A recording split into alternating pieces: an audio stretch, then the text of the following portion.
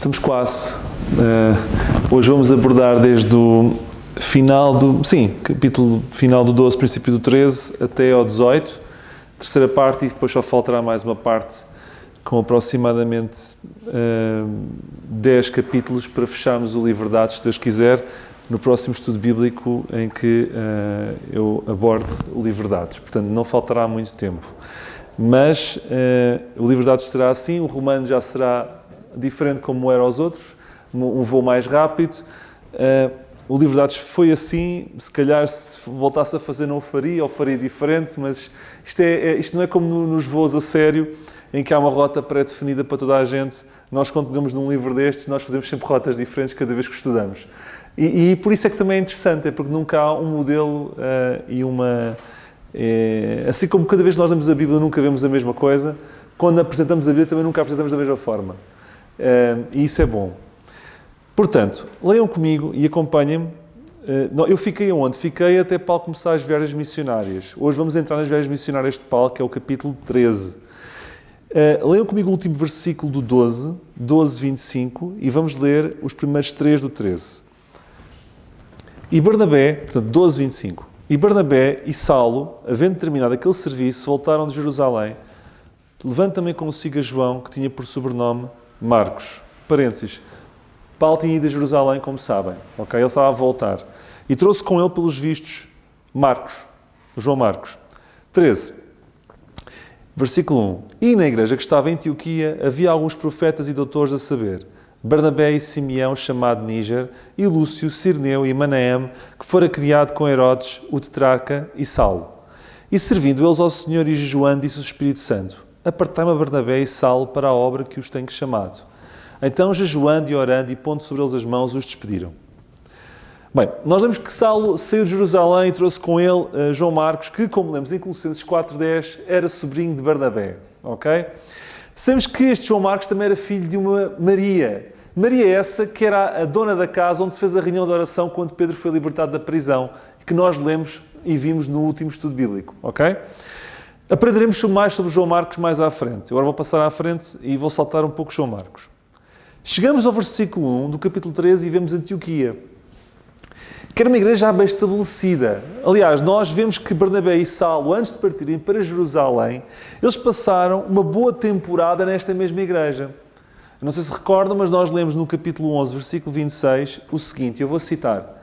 E sucedeu que todo um ano, Barnabé e Saulo, se reuniram naquela igreja e ensinaram muita gente. Ou seja, é uma igreja que Saulo e Barnabé tinham estado durante muito tempo e tinham ensinado durante muito tempo antes de partir para Jerusalém. E agora estavam a sair de Jerusalém e voltaram para esta igreja, como se fosse a sua igreja. O quartel-general de Saulo, neste caso, de Paulo, até então. Ok? Mas nós lemos aqui uma coisa curiosa. Pelos vistos, aquela igreja não era só Barnabé e Paulo. Havia mais 3. Havia Simeão, chamado Níger, Lúcio, Cirneu e Manaém. Há mais 3. Há 5 responsáveis daquela igreja. E há aqui uma coisa interessante que eu queria desde já dizer. Nós vemos biblicamente que nunca é bom uma igreja ter só um ancião. Quanto mais, melhor. E se tiverem capacidades diferentes, mais rica será a igreja. Porque cada um pode aportar à igreja características diferentes em função das características que tem. A igreja torna-se mais rica com vários anciãos, com capacidades e características distintas. Porquê? Porque, para já, existe um aconselhamento muito melhor na tomada de decisões. Segundo, há uma repartição do peso. Há decisões mais bem esclarecidas. E uma igreja mais forte. E nós vemos que isso é bíblico. Ok? Desde então. Além disso, nós vemos aqui o início de uma obra começar a ser realizada no meio dos gentios. Porque Antioquia não estava na Judeia. Estava mais a norte. Na terra chamada dos gentios. Ok? Contudo, o trato com a nação de Israel ainda não está totalmente suspenso. Só estará totalmente suspenso em Atos 28 ou 28, é isso. Porque então Paulo diz, de agora em diante eu parto para os gentios. Até então, Paulo deslocava-se aos judeus primeiro. Paulo fazia muitas outras coisas que ainda era muito dentro do período do reino, como vamos ver. Estamos naquela fase híbrida, ok? Mas nós vemos cada vez mais, à medida que vamos andando, o programa do reino a desaparecer e o programa da graça a se impor. Mas nós estamos naquela área cinzenta ainda. E isto é bom perceber, porque há coisas que se passam aqui que hoje não se passam, porque nesta altura estávamos a sair de um programa e começar outro. Estão a perceber? Aqui temos o da profecia em vigor, vemos aqui profetas. Se bem que em bom rigor, profeta é aquele que profere a palavra de Deus. Mas nós vemos, além disso, outras coisas que são notórias e típicas do reino, que não são de hoje, que não estão hoje em vigor. Ok? Lemos que o Espírito Santo aqui comunicou diretamente com eles, a dar-lhes um recado. Nós hoje não temos esse tipo de comunicação porque a palavra de Deus está completa. Nenhum de nós esteja à espera que o Espírito Santo lhe fale esta noite a dizer que casa é que há de comprar, que emprego é que vai ter, que carro é que vai comprar, ou que decisão é que vai tomar, porque Deus não fala assim hoje. Ele pode falar? Claro que pode. Mas hoje Deus não diz claramente que vamos ter esse tipo de informação da parte dele. Porquê? Porque na altura não tinham a palavra de Deus completa. Nós hoje temos a palavra de Deus completa. Ok? Aqui nós vemos, e eu vou citar Coríntios 13, 8. O amor nunca falha, mas havendo profecias serão aniquiladas. Havendo línguas cessarão, havendo ciência desaparecerá. Mas aqui ainda existia. Mas haverá uma altura que vai cessar. Isto está em 1 Coríntios 13, 8. Há aqui uma palavra importante, que é a palavra servindo. 13, 2. E servindo eles, quem? Os tais anciãos responsáveis, eles serviam. A palavra no grego servir é a que aponta para liturgia. E então há aqui alguns que apontam a bandeira. Bom, estão a ver? Eles estavam a fazer comportamentos litúrgicos judaicos. Portanto, Paulo, aqui, estamos aqui totalmente... Nem há aqui graça nenhuma. Aqui o que está aqui a haver é lei e reino puro e duro. Comportamento litúrgico. Bem, essas pessoas que dizem isso deveriam... Para dizer que uma coisa é assim na Bíblia, tem que estudar todos os versículos onde essa palavra aparece. Para perceber se em todas as vezes que essa palavra aparece, a interpretação é a mesma. Porque a mesma palavra tem comportamentos e traduções diferentes e percebe-se que é diferente tendo em conta o contexto. Portanto, eu não posso generalizar uma coisa sem analisar tudo. É como dizer, Deus não existe. Então, mas para isso tens que provar que Ele não existe. Pois não consigo provar. Então, é capaz de existir. Dizer que aqui está um comportamento litúrgico, quando há versículos que dizem o contrário, com a mesma palavra, como vamos ver, é um risco muito grande. E qual é o versículo que diz isso? Pelo menos, olha, eu citei-vos dois, mas podia citar-vos mais.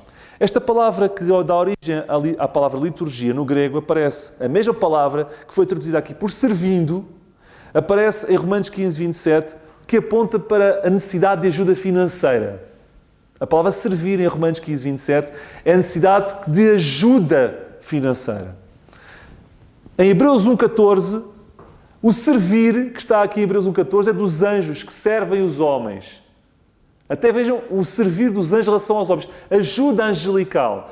Qual é a melhor tradução para a palavra servir? Ajuda. O que é que estes homens faziam? Eles disponibilizavam-se. Eles ajudavam. Isto não tem nada a ver com o comportamento litúrgico. Tem a ver, de uma forma muito prática, com ajuda, com tudo aquilo que eles tinham, eles ajudavam. Ok? A palavra que está aqui também, eu estou a pegar em palavras assim a dedo, que são aquelas palavras que muitos apontam. Outra delas é jejuando. O jejum. Há muitos que pegam na palavra jejum e associam logo à lei. Mas onde é que Moisés criou uma lei, ou citou alguma lei dada por Deus em que na lei era preciso jejuar? Isso não existe. Até vos digo mais. Existe jejum antes da lei. Querem um exemplo? Jó, 23:12. Eu vou citar. Do preceito de seus lábios, nunca me apartei. Jó está a dizer, em relação à palavra de Deus, nunca se apartou. E as palavras da sua boca guardei mais do que a minha porção. O que é que ele quer dizer com isto? Eu, por amor que tenho à palavra de Deus, até saltei algumas refeições. Ele até jejuou. Isto é antes da lei. O jejum já existia, certo? Há jejum antes da lei, há jejum na lei e há jejum depois da lei. Jejum não tem nada a ver com a lei só. Jejum é uma coisa interdispensacional. Ok? Portanto, aqui não há lei, só porque está a palavra jejum. E há palavras que não significam lei. Jejum é uma palavra que está para além da lei. E pegando em Jó, percebe-se isso porque é o livro mais antigo, historicamente, que está aqui nas Escrituras, apesar de estar mais para a frente. Se bem que há quem diga, os estudiosos, que o Jó viveu no período dos patriarcas, de Abraão. Por aí. Por algumas características que eu, na altura, quando estudei o livro de Jó, e vos apresentei, e estudámos juntos, vos apresentei também. Muitos consideram aqui o início, no capítulo 13, da dispensação da graça. Vamos ver que talvez não seja assim.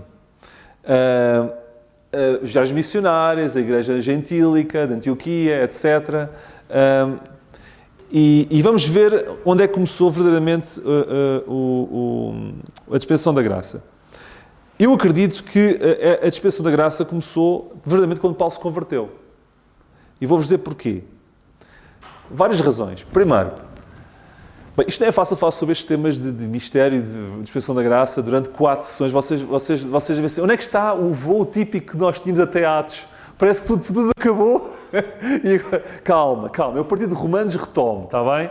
Eu não desaprendi a voar, só que tivemos aqui mudar de avião. Passar de um avião a jato para um avião a hélice. O jato já lá vai. Mas isto para mim também não é fácil, porque isto tem que se ver com muita calma e dá muito mais trabalho fazer este tipo de estudo do que fazer o que eu fazia, que é muito mais rápido. Mas porquê é que eu acredito que a dispensação da graça começou com a conversão de Paulo e não aqui? Paulo representa aquilo que os 12 não representavam. Os 12 representavam as 12 tribos de Israel. Paulo representa nele próprio a Igreja Corpo de Cristo. Paulo era judeu e era gentio. A igreja é composta por judeus e por gentios. Ele, ao converter-se, ele é como se fosse o protótipo daquilo que Deus queria fazer com a igreja. E por isso é que ele é o primeiro. Mas não sou eu que o digo, ele próprio diz. Eu sou o principal. Timóteo 1,16. Principal, que no grego significa protos. Primeiro. Estás a forçar a coisa, David. Não estou. Eu vou buscar a mesma palavra grega, protos, noutro versículo, que é traduzido por primeiro. Que está em Mateus 21, 28. E eu vou citar. Mas que vos parece? Um homem tinha 2 filhos. Isto não tem nada a ver, mas vejam agora. E dirigindo-se ao protos, ao primeiro. Espera aí. Então a palavra que está traduzida, que dá principal, o principal dos pecadores, em 1 Timóteo 1,16, é a mesma que é traduzida em Mateus 21, 28 por primeiro? É. Talvez a palavra mais correta para Timóteo, que está aqui, Timóteo 1,16, teria sido o primeiro, o protótipo, aquele que começou tudo, porque ele representava nele próprio tudo aquilo que Deus queria fazer com a igreja, e não tanto principal. Eu percebo, principal porquê? Porque ele sentia-se o pior dos pecadores por aquilo que fez, pelos que matou, pelos que perseguiu, por tudo aquilo que ele fez. Ele sentia-se o principal. Tudo bem. Mas ele, além disso, era o protos, era o primeiro. E esta tradução, que é feita desta forma, que não é totalmente errada, ok? Tira a ênfase que permite justificar porque a igreja começou nele. Estão a ver? E não é por acaso. O versículo 9 do capítulo 13 marca uma novidade. Vemos pela primeira vez que Saulo é chamado Paulo. É curioso, quando Paulo começa o seu ministério mais a sério, Deus tira-lhe o nome de grande e dá-lhe o nome de pequeno. Porque Saulo significa grande e Paulo significa pequeno. Como para dizer a Paulo, tu não penses que agora, quando começares a viajar e a pregar por todo o mundo, que tu continuas a ser grande. Tens de perceber que és pequeno e quem te faz grande sou eu. Então muda-lhe o nome aqui. Paulo começa a entrar em cena, com força toda, e Deus tira-lhe o tapete, tu não és grande, tu és pequeno. Percebem? Não é por acaso, não foi antes, foi aqui. E começa a primeira viagem missionária. E vamos ler no versículo 4 o seguinte. Assim estes, Barnabé e Saulo, enviados pelo Espírito Santo, desceram a Seleucia e dali navegaram para Chipre. Versículo 5. E chegados a Salamina, anunciavam a palavra de Deus nas sinagogas dos judeus. E tinham também a João como cooperador. Porquê é que Paulo visitava primeiro os judeus? Porquê? Foi assim até Atos 28, 28, em que ele disse aquilo que eu já vos disse várias vezes. A salvação agora é enviada aos gentios e eles ouvirão. Até então ele ia primeiro aos judeus. Porquê? É que nós ouvimos isto muitas vezes, mas convém perceber porquê. Já vamos falar sobre os cantos de Bereia. Aliás, vou terminar com os cantos de Bereia, no capítulo 17, e termino nos cantos de Bereia. Mas devemos ser como aos cantos de Bereia. Não é só ouvir aquilo que quem sobe ao púlpito vos fala, é vocês perceberem se é mesmo assim. É estudarem se é mesmo assim. E se não perceberem, perguntarem. Eu não percebi, ou até nem concordo, explica-me. É assim que se deve fazer. Há 3 razões, pelo menos 3, que eu acredito que levou Paulo a falar primeiro aos judeus. Primeiro, Como sabem, quem pôs o pé na poça foram os judeus na Judeia. Mas havia muitos judeus fora da Judeia. Estes. Então o que Paulo está a fazer é dar uma oportunidade a estes para ver se eles aceitam aquilo que os da Judeia não aceitaram. Ok? Portanto, ele queria dar oportunidade para que os judeus fora da Palestina pudessem confiar no Messias. Veio-se a verificar que eles também rejeitaram. E a rejeição foi completa. Foi local na Judeia e foi no exterior. Todo o universo judaico rejeitou. Nesta fase, apenas a Judeia tinha rejeitado. Mas aqueles que estavam na dispersão ainda não tinham tido a oportunidade de rejeitar. Muitos deles. E Paulo estava a dar a oportunidade, Deus, através de Paulo, para que todo o universo judaico, todo o Israel, pudesse ter a oportunidade de aceitar ou rejeitar. E por isso é que o reino não estava totalmente fechado. Ok? Porque estávamos naquela fase em dar a oportunidade a todos, para perceber se todos iam rejeitar ou não. Veio-se a verificar que todos rejeitaram. Ok? Segundo, para que a nação como um todo não tivesse desculpas. Eu vivi em Chipre, ninguém foi ter comigo. Se tivesse tido comigo, eu tinha aceito. E agora nós somos escolhidos em relação aos gentios. Não. Todos tiveram a oportunidade e todos rejeitaram, mesmo que estavam fora na dispersão. Ok? Terceiro, o concerto abraâmico dizia que Israel, aliás, os gentios seriam abençoados através de Israel. Era importante que Israel, todo ele, tivesse a oportunidade, todo ele, de se converter para que através de Israel a bênção fluísse para os gentios. E Paulo, sabendo disso, vai ter com os judeus. Para não saltar essa etapa de dar a bênção aos gentios, sem primeiro facultá-la aos judeus. E vendo que os judeus a rejeitam, então abre-se o mistério, que é os gentios serem abençoados apesar da rejeição dos judeus. Porque até então, o que se sabia é que os gentios iam ser abençoados, e serão, mais tarde, pela glória e salvação dos judeus. Isto vai-se verificar depois da igreja ser arrebatada. Mas o que aconteceu verdadeiramente é que os gentios foram ainda assim abençoados, apesar da rejeição dos judeus. E isto era um mistério que ninguém sabia. Ok? Eu não sei se estou a falar rápido demais, eu abrando. E, portanto, Paulo começou por estas três razões, pelos gentios. Mas eles continuavam a rejeitar.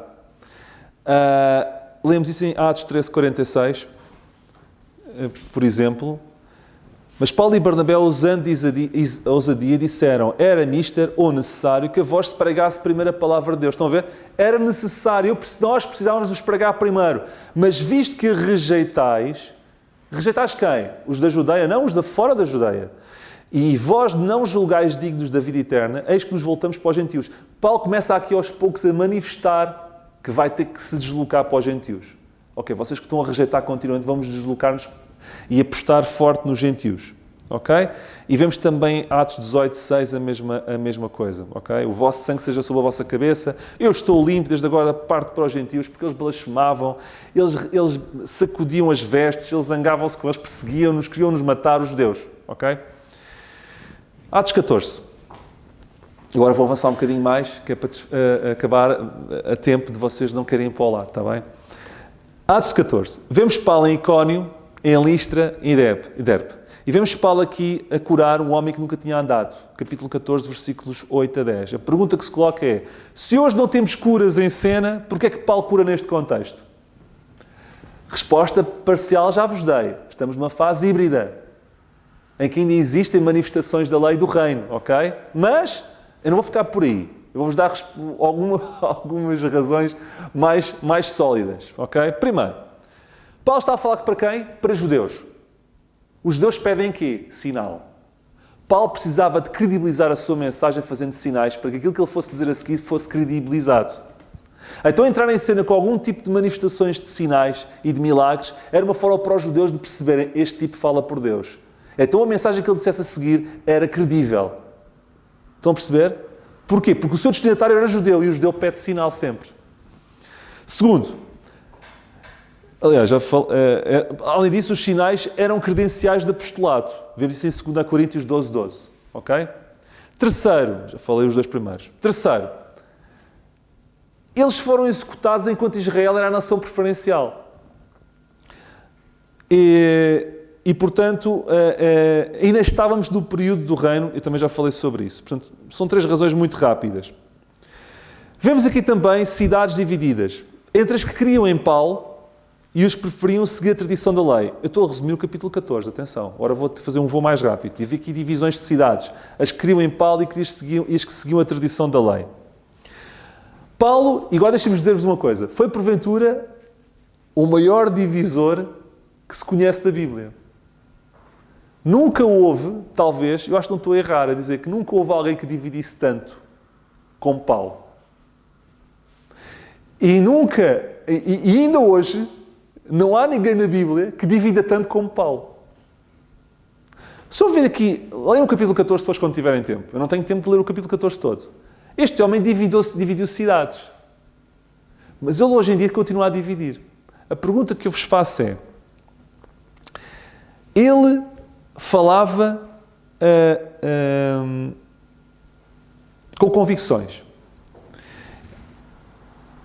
Agora, isto aqui é uma questão que eu quero ver se não me esqueço. Exato. Nós sempre que defendemos a verdade, haver divisões. A única diferença é que nós, quando falamos a verdade, nós devemos falá-la de forma correta, respeitando o próximo, não nos considerando superiores a ninguém, porque senão perdemos logo a razão toda. Ok? Mas devemos defender a verdade. Se defender, porque não estamos a defender a nossa opinião, nós estamos a defender aquilo que a Bíblia diz. Porque se fosse uma questão de opinião, nós devemos considerar os outros superiores a nós mesmos e devemos ficar calados. Mas quando estamos a defender o que a Bíblia diz, a opinião dos outros não conta e deve sobrepor àquilo que Deus diz. Ok? Agora, que a razão que é dada por Deus não nos leva a ser arrogantes na forma como expomos o Evangelho. Porque muitos há que se afastam não tanto pela mensagem, mas pela forma como o expomos. Isso é muito importante. Ok? Paulo continua a sua viagem, é apedrejado. Muitos acham que ele ficou quase morto ou morto e que foi neste contexto que ele viu o terceiro céu e aquelas visões do céu. Eu não sei. Não me perguntem, não vou por aí, não faço ideia. Mas pode ter sido uma altura provável para que isso tenha acontecido. E entramos em Atos 15. Atos 15 e vamos ler de versículos 1 a 3. Então alguns que tinham descido da Judeia ensinavam assim aos irmãos. Havia alguns que tinham vindo da Judeia, por outras cidades fora da Judeia, a dizer o quê? Se vos não circuncidardes conforme o uso de Moisés, não podeis salvar-vos. Ou seja, havia aqui uns judaizantes que andavam a espalhar lei e mensagem do reino às igrejas que estavam numa sólida base de graça. Ou seja, Paulo andava a semear e depois havia os que andavam a espalhar o que ele semeou e voltar a pôr sementes da lei com a circuncisão pelo meio, práticas judaizantes. Bem, e é isto. E já se esperava que mais tarde ou mais cedo houvesse aqui um confronto entre os crentes da Judeia e os crentes de Antioquia. Ok? E este confronto chegou aqui. No capítulo 15.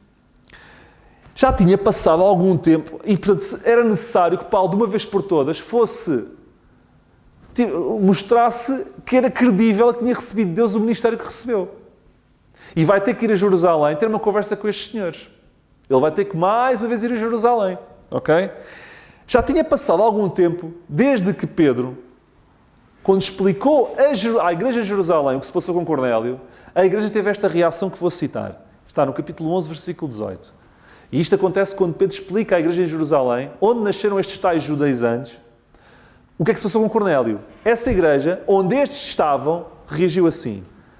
Apaziguaram-se, glorificaram a Deus, dizendo, na verdade, até aos gentios Deus deu arrependimento para a vida.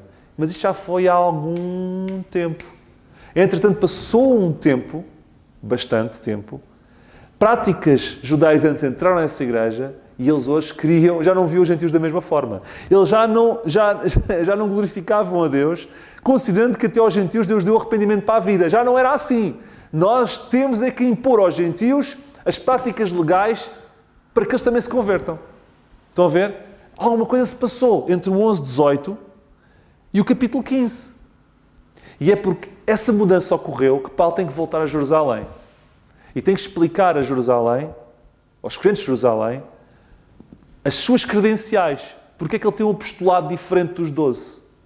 Porque é que agora já não estão no período da lei nem no reino, mas aos poucos começa a haver uma intrusão da graça, da verdade do mistério. Ok?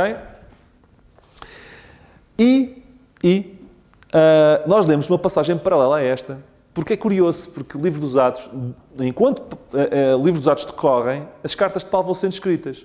E há um livro, que é Gálatas, que foi escrito relatando factos desta altura. E Gálatas 1:7 fala sobre diz o seguinte, fala sobre alguns que estavam a querer transtornar o Evangelho de Cristo, estes judaizantes.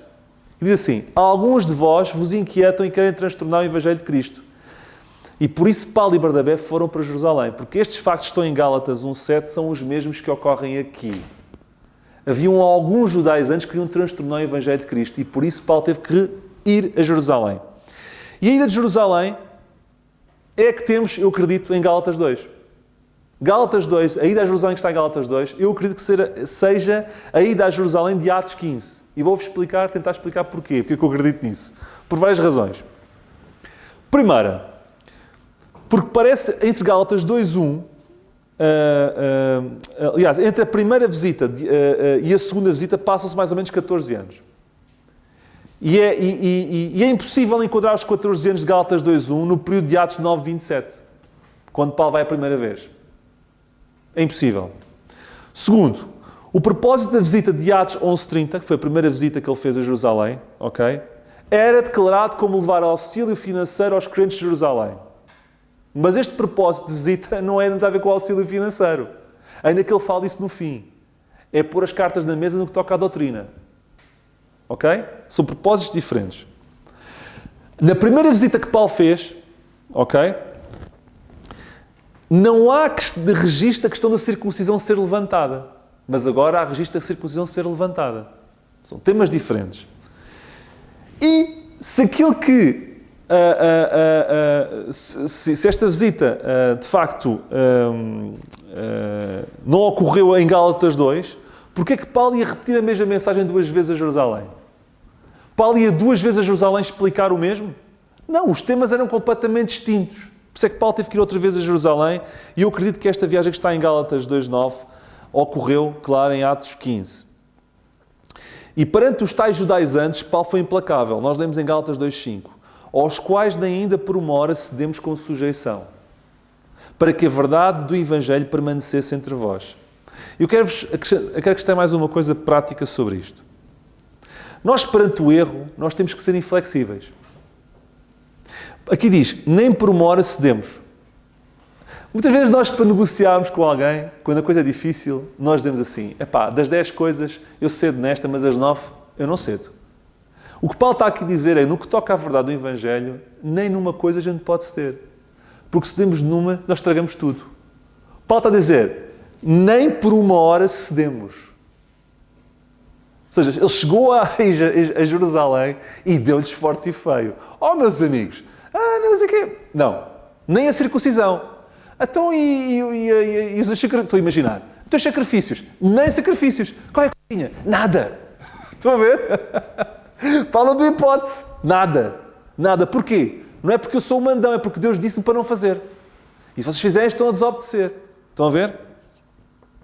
Se cedemos em algo, cedemos em tudo. Finalmente houve luz e a reunião correu bem. Nós lemos em Gálatas 2, lá por isso é que é importante fazer o comparativo de Gálatas com isto, porque Gálatas ajuda a explicar esta passagem. E Gálatas 2, 7-8 diz assim, o resultado da reunião. Então, quando viram que o Evangelho da incircuncisão, que o Evangelho aos gentios me estava confiado, isto Paulo a falar, aqueles de Jerusalém perceberam isto, como a Pedro, o da circuncisão, ou seja, eles perceberam que Deus me deu condições para falar aos gentios e Pedro falava só aos judeus, porque aquilo que operou eficazmente em Pedro para a apostolado da circuncisão, esse operou também em mim com eficácia para os gentios. Ou seja, Pedro para os judeus e eu para os gentios, e eles perceberam isso. E portanto não tinham que ir ter com os gentios e colocar vestígios da lei, porque eles já perceberam que era um território que não era para eles e não é isso que Deus queria. E ficou esclarecido tudo, ok? Foi feito um pedido a Paulo, no final desta reunião, que diz, recomendando-nos somente que nos lembrasse dos pobres, o que também procurei fazer com diligência.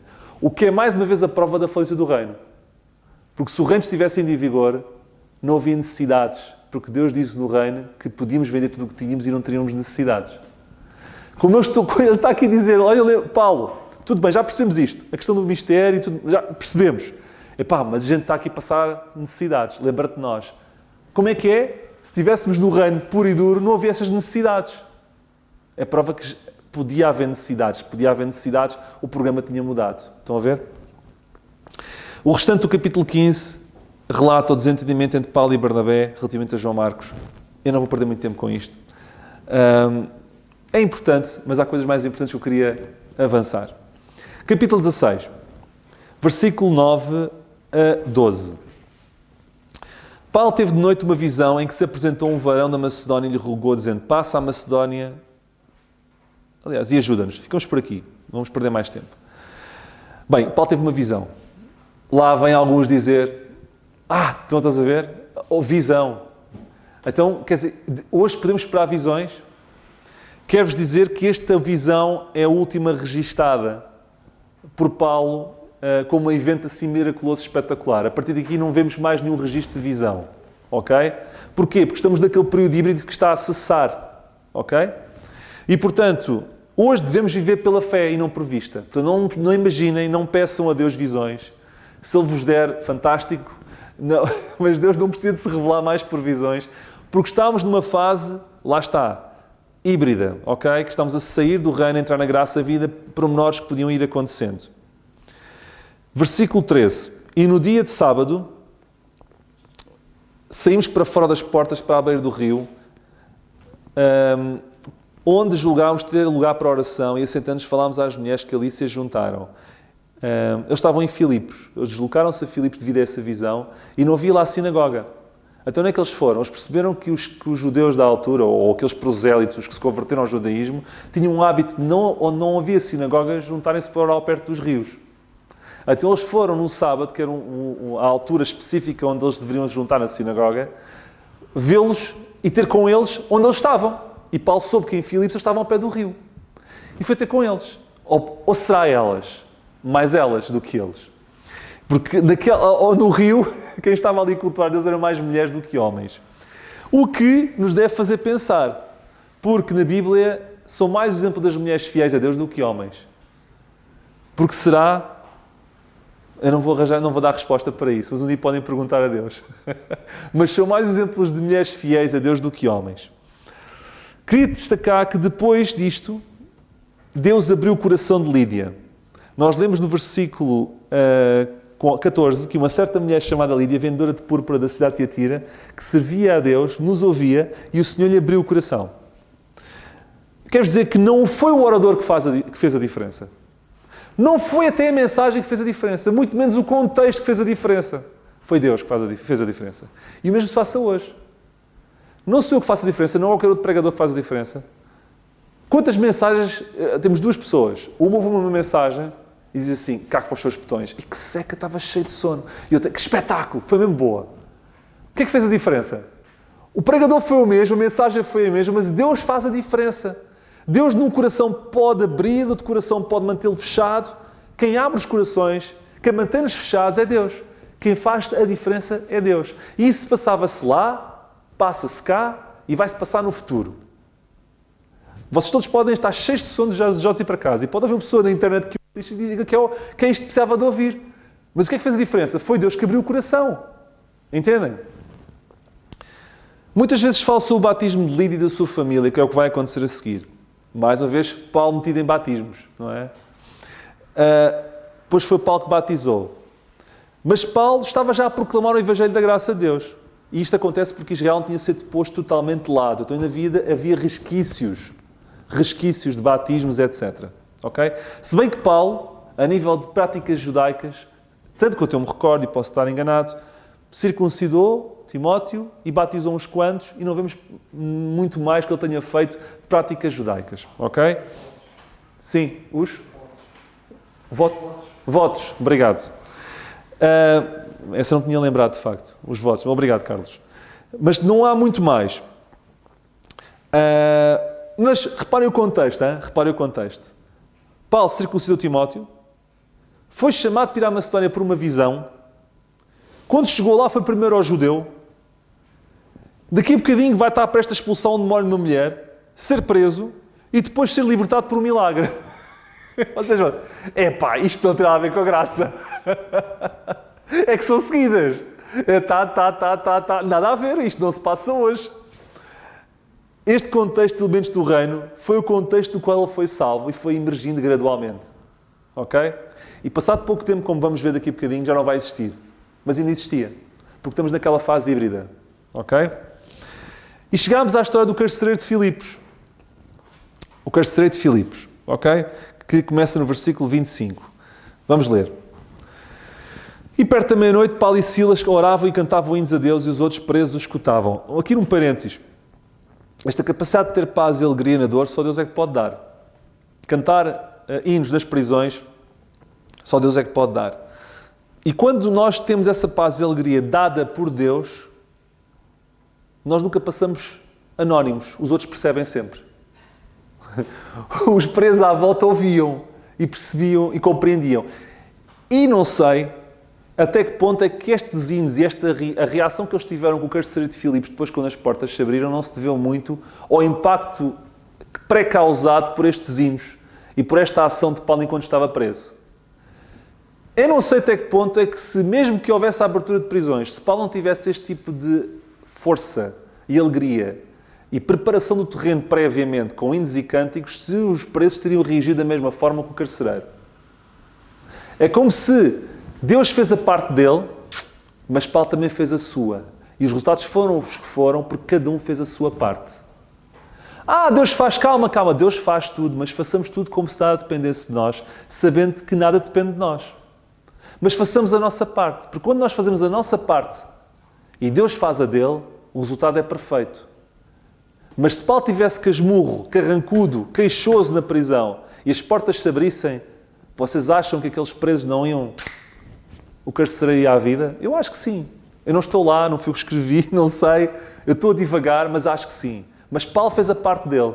E não tenho dúvidas que aquilo que o Paulo fez foi muito importante para o resultado final. Agora, há muitos que dizem assim, quando o carcereiro diz o que poderia fazer para me ser salvo, ele estava a falar em salvação física, não ser morto. Será que ele estava a dizer que não queria ser morto ou que queria realmente ser salvo, espiritualmente? A salvação que ele queria era a salvação da morte ou salvação espiritual? Uma boa pergunta, não é? Bem, antes de mais, o versículo, não vamos ler, mas o versículo 17 e 18 falam que Paulo teve muitos dias em Filipos a proclamar o caminho da salvação. Ou seja, aquela verdade que Paulo falava era conhecida de todos. E, portanto, quando ele vai ao pé de Paulo dizer o que é que eu fazer para ser salvo, ele está a falar com alguém de que ele se calhar já sabia que tinha respostas para lhe dar. Porque o que ele fazia já fazia há muito tempo em Filipos. Portanto, ele não é alguém que chegou passado 2 dias e foi preso. Ele estava lá há muito tempo a pregar a salvação e aquele homem se calhar estava já curioso e quando aquilo aconteceu, não é tarde nem é cedo, é hoje. Olha, tu que andas a falar há tanto tempo aqui, como é que eu me posso salvar? Percebe o contexto? Porque não é por acaso que lhe diz que estava há muitos dias a falar. Ok? É como se fizesse, lá está, Paulo fez a parte dele. É que nós valorizamos o carcereiro de Filipos.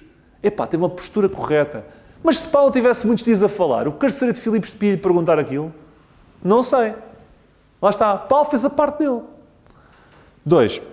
O terremoto acabou quando ele diz aquilo. Ele estava com medo de quê? Se o terremoto tinha acabado, o que eu posso ser para me salvar? Salvar de quê? O terremoto acabou. Eram os presos. Mas já vamos aos presos. Mas o terremoto já não caía em cima dele. O terremoto tinha acabado na altura. Ele estava à procura de salvação espiritual. Agora, presos. Ele estava com medo é que os presos o matassem. Ele queria que Paulo, de alguma forma, o ajudasse a proteger. Mas nós lemos aqui que Paulo assegurou-se que ninguém fugia. Então ele vai ter com o Paulo dizer que eu posso ser para me salvar. Era com medo de quem? Salvação espiritual. A reação do carcereiro depois, mais tarde, para com os homens a que ele tinha feito mal, e a reação de toda a sua casa, indica que ele estava sob convicção de pecado. E, portanto, aquilo que ele queria era mesmo salvação espiritual. Capítulo 17, e vamos terminar o capítulo 17. Versículo, como vê, isto foi um voo daqueles da antiga, sobre o carcereiro de Filipos. 17, 10 a 12.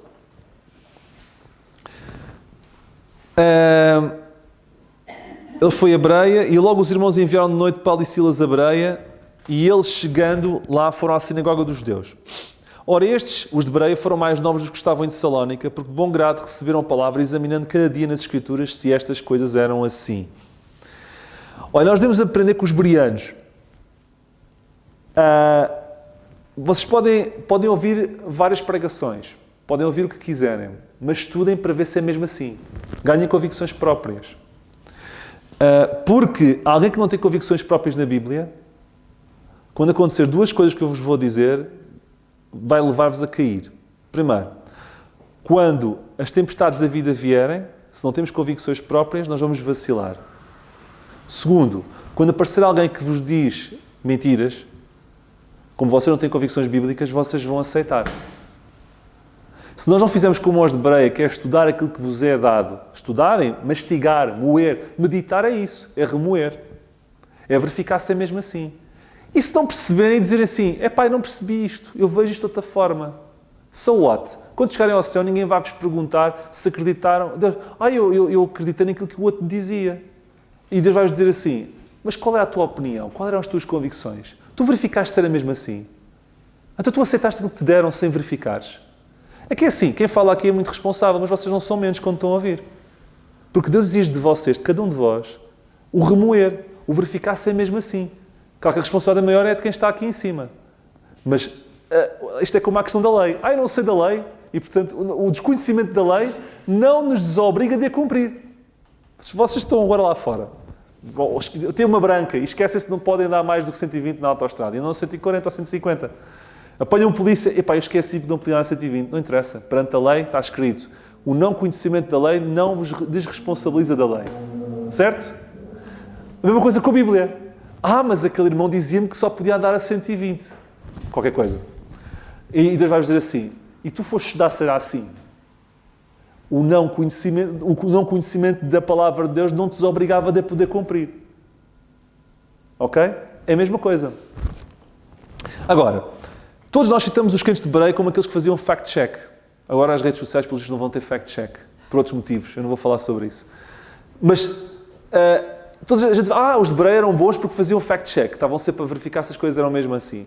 Mas esquecemos de um pormenor dos crentes de Bereia que pouca gente fala. Sei o que diz a Bíblia. Eles eram mais nobres porquê? Porque de bom grado receberam a palavra, ok? Examinavam-na. É isso que nós pensamos, examinavam. Mas a Bíblia diz só examinavam-na, examinando-a cada dia. Espera aí. Então eles ouviam o tema A e não iam para casa à tarde e estudavam sobre o tema A e depois ficava resolvido. Eles pegavam no tema A e estudavam hoje, amanhã e depois revisitavam outra vez e cada dia iam revisitando. Calma lá. Então, isso já é demais. Mas é isso que diz. E por isso é que eles eram melhor que os de Tessalónica. É que eles não só remoiam uma vez, mas viviam remoendo. Eles não só estudavam uma vez, mas viviam estudando. O estudo não era momentâneo. Não era só depois de uma conferência. Não era só depois de um acampamento. Não é depois do domingo à tarde, depois do culto da manhã. Eles pegavam no tema e iam estudando. E de repente lembravam-se de mais uma coisa e iam revisitando. Percebem? E isto é ser crente de Bereia. Não é só fazer fact-check, não é revisitar, mas revisitar de uma forma constante. E isso muitas vezes não é falado dos crentes de Bereia. E eu acho que é tão importante quanto a outra parte. Não é menos do que a outra parte. Bem, estou a acabar mesmo. Paulo no Areópago, em 2 minutos. O resto do capítulo apresenta-nos Paulo em Atenas. Ok? E nesta passagem vemos como é que todos devemos aprender com Paulo. Ele chega a Atenas, verifica que há mais estátuas do que pessoas e pensa, como é que eu hei de falar a esta gente? Ok, há aqui uma estátua de um Deus desconhecido, vou pegar nisto. Ok? E chega e aborda, estou a resumir muito, e vai ter com eles e fala sobre o Deus desconhecido. Olha, vocês têm deuses para todo o lado, mas eu quero-vos falar sobre este Deus que vocês não sabem quem é. Olha, eu vou aproveitar esta deixa, este Deus que vocês sabem quem é o Deus que criou tudo o resto. E que, por sinal, é o único verdadeiro no meio destes todos. E tumba, e falou com eles. Mas falou com eles de uma forma adaptada. Paulo tinha esta capacidade. Paulo sabia estar com os simples e sabia estar com os eruditos. Porque ele em si mesmo aprendeu aos pés de Gamaliel, mas também esteve na Judeia com os simples da Judeia. Ele também era um misto de erudição e de simplicidade. E isso preparava-o e preparou-o para falar aos simples, mas para preparar a falar aos eruditos. E quando nós testemunhamos a nossa fé, nós vamos ser inteligentes. Não pensem numa chapa 4 para espetar a qualquer pessoa da mesma forma. Quando estamos a falar com crianças, temos de ter uma postura e uma terminologia diferente. Eu, quando falo com os meus filhos sobre alguma coisa da Bíblia, eu tenho que escolher palavras que têm a ver com eles. Voltamente tenho que pensar até antes de dizer o que é que eu vou dizer, porque vocês não pescam nada. Ou tenho que falar de uma forma muito simples. Quando estou a falar com vocês, eu falo assim, já mais à sério, vocês percebem tudo isto, não é? Mas tem que se falar de forma diferente. E Paulo percebeu isso e falou de forma diferente. E, portanto, eu não acredito em soluções de bolso, de algibeira, quando se fala das Escrituras. Nós temos que olhar para quem está à nossa frente e perceber quem está à nossa frente, o que a pessoa que está à nossa frente sabe, o passado da pessoa, e escolher as palavras certas para que de alguma forma chegue ao coração. Agora, não é o orador que faz a diferença, não é a mensagem que faz a diferença, não é a nossa preparação, por melhor que seja, que faz a diferença. O que aconteceu com Lídia? Quem abre o coração foi Deus.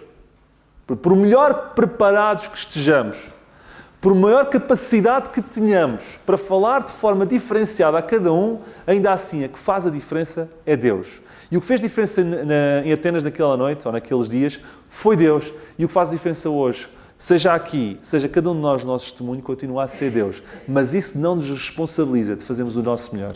Que o Senhor nos abençoe.